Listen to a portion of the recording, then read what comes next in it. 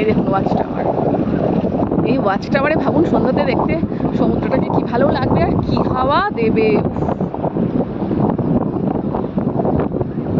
মাঝে মাঝে আমার খুব ইচ্ছে করে ওয়াচ টাওয়ারে থাকতে।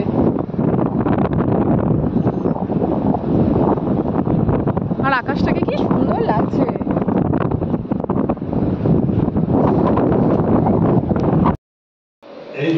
চলুন বন্ধুরা, আজকে আমরা যাচ্ছি সুরাটেই একটা বিচে, সেটা হচ্ছে সুভালি বিচ। এই যে আমরা সবাই মিলে যাচ্ছি, এই যে সবাইকে দেখাচ্ছি, এই ছানাটা।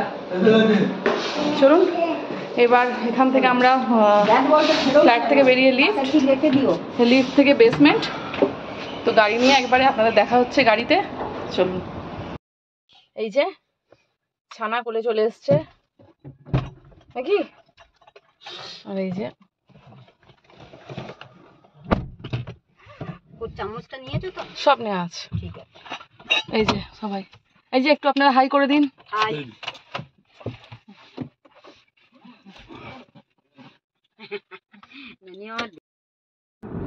এই দেখুন বন্ধুরা, আমরা প্রায় চলে এসেছি বিচের কাছাকাছি।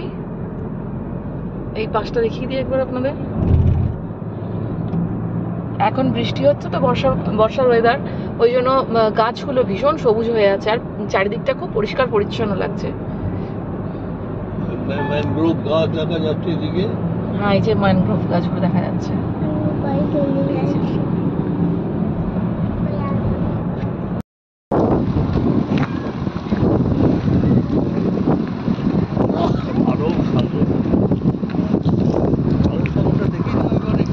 হ্যাঁ, কাছ থেকে দেখাবো সবাইকে। যদিও আরব সাগর বেশ ভালো লাগে শুনতে, কিন্তু জল খুবই অপরিষ্কার, মানে জল একদম কালো, এখানকার জল অতটা নীল নয়। হ্যাঁ, এই সামনে একটা ওই পোর্ট, আদানি পোর্ট খুব কাছে, ওই জন্য এখানে জলটা খুব মানে কালো মতো। তবে শুনেছি নাকি এর ওপরের দিকে, মানে সোমনাথ ওপরের দিকে যত উঠবেন জলটা অনেক পরিষ্কার পাওয়া যায়।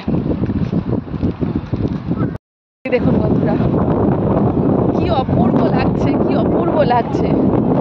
সমুদ্র আমার সব সময় পছন্দ, পাহাড়ের থেকেও সমুদ্র ভালো লাগে। কি অপূর্ব দেখতে লাগছে। চারিদিক যেদিকে যতদূর যাবে চোখ শুধু সমুদ্র আর সমুদ্র, বিশাল সমুদ্র। এখানে ঢেউয়ের গর্জন অত বেশি শোনা যায় না, আর এখানে ঢেউ খুব বেশি মানে উঁচুও হয় না। সমুদ্র মানে পুরীর সমুদ্রে যতটা ঢেউ উঁচু হয়, এই আরব সাগরে দেখেছি অতটা উঁচু হয় না। যতদূর চোখ যায় শুধু জল আর জল। সমুদ্রের উপরে, সমুদ্রের ধারে যেমন ছোট ছোট কাঁকড়াদের ঘর হয়েছে, দেখুন ছোট্ট ছোট্ট এই ঘরগুলোতে।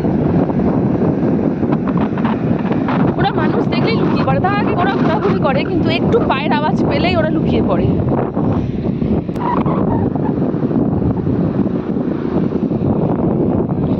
খালি পায়ে এই সমুদ্রের বিচের ওপর দিয়ে হাঁটতে কি ভালো লাগে।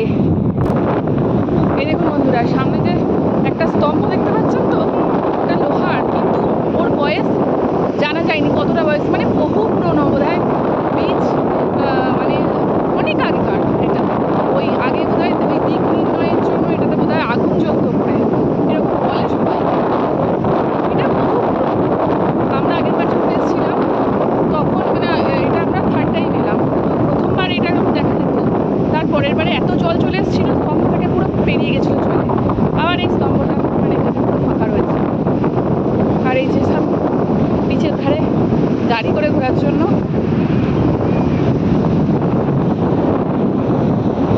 আর শেষমেশ চলেই এলাম জলের উপর।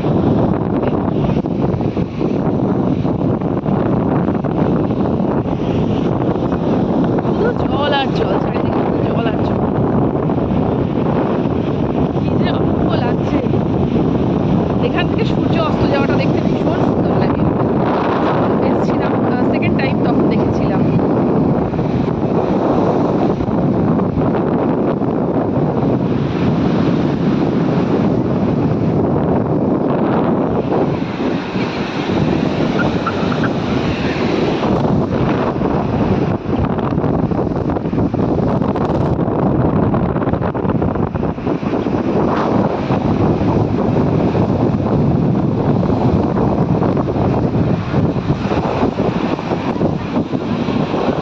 সন্ধ্যের দিকে বিচের কাছে ধারে কাছাকাছি কেউ থাকে না, মানে পুরো ফাঁকা হয়ে যায় বিচটা।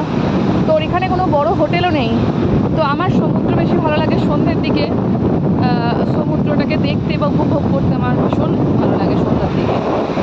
আমি একবার পুরীতে যখন গিয়েছিলাম, তো তখন সন্ধ্যের দিকে বিচে বসে থাকতাম, খুব ভালো লাগতো। অনেকেই স্নান করছে, যদিও কম, বেশি যাচ্ছে না। ওইখানে একজন স্নান করছে, ওইদিকে একজন, এক দুজন স্নান ছাড়া কেউ স্নান করে।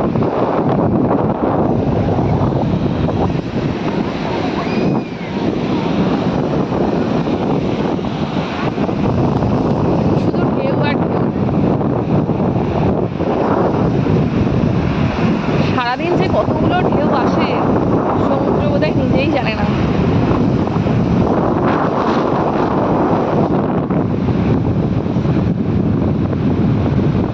অপূর্ব লাগছে, অপূর্ব। এবার এখান থেকে যাওয়ার সময় হয়ে গেছে, সন্ধ্যেও হয়ে গেছে, কিন্তু আজকে সূর্য অস্ত যাওয়া দেখতে পেলাম না। চারিদিকে প্রচুর মেঘ চলে এসছে। এই যে আমাদের এবার তল্পি তল্পা গোটানোর সময় চলে এসছে, তল্পি তল্পা গোটানো হচ্ছে।